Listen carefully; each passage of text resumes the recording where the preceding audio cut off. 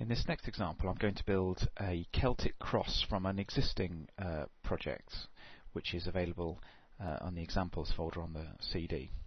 So I'm going to say open the project and find the Celtic cross. As I say, this is actually going to be available in the example section on your install CD.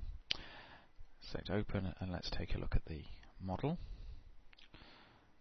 Okay, so this is the model that we're aiming at, and it has a Celtic weave pattern with a nice texture underneath, and on the reverse side we've textured it and again reduced the weight slightly by hollowing the back of the piece. Now if we use the browse project button here, I can see there's just the one art file in this project, so I'm going to select that, the Celtic cross, and let's see the art file that was used to create that mesh. Okay, here it is in the 2D view and in the 3D view. And before we go any further, I'm going to just delete this model because we shall rebuild it from scratch. And remember that we've got two reliefs, so I need to get rid of the back and the front, but make sure that I'm back on the front relief before I carry on. Okay, so the starting point for this model is to create the underlying texture, and I'm going to use this vector boundary in the middle here to limit the texture, and I'm going to use the menu to find the texture option, relief texture. And we have selected vector already selected, but I'm going to use a texture from a file. So I select from file, file, and now I have some texture stored up here which I'm going to use. So in my textures folder here, a variety of images. If we switch the thumbnails on, you can see the sort of images that you can use. This is a simple black and white photograph of some pebbles, so I'm going to open that image, and what ArtCam's done immediately is created a 3D model for me which I can lay over my relief. So if we go back to the 2D view, I can set the scale up here. I'm going to leave the scale about the same as it is now, but I'm going to reduce the Z height to just 0.2 millimeters, so quite a fine texture. When I add that in, we immediately get a view in our X-ray of what's gone on. So let's see it in the 3D view. So there's my underlying texture. Now the next step is to do the weave over the top of this texture. So I select all these grouped vectors, and the weaves, as you know, are very simple. They're just everywhere that there's an intersection between the vectors. The weave wizard will actually scale the profile up and down to produce the up and over weave pattern, and all that remains now is for me to select what I'd like as the profile of my weave. So I'm going to select this shape, and I was holding the shift key down there as I selected that so that we can multiply select things.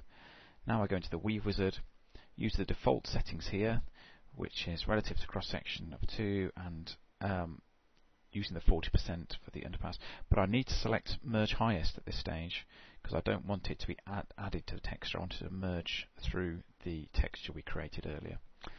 And there it is. So you can see very quickly that we produce a very complicated three-dimensional shape there from the wizard, including the jump ring done as part of the weave, which is a nice touch.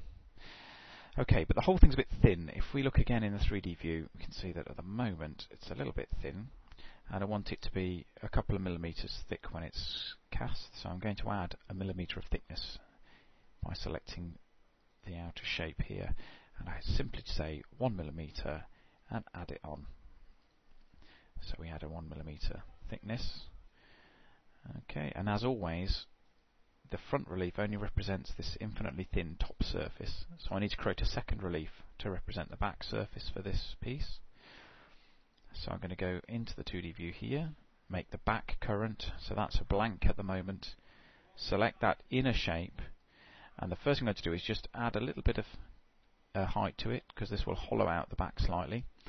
And now I'm going to use relief texture again, but this time I'm going to use one of the presets, which is the pyramids, and I'm going to make them 1 mil in size and then cut the tops off at half height and bring them up by 0.2, just like the texture on the front, to produce an interesting shape. And what I'm going to do is I'm going to subtract that out of the relief like so, so that we get this shape for the back.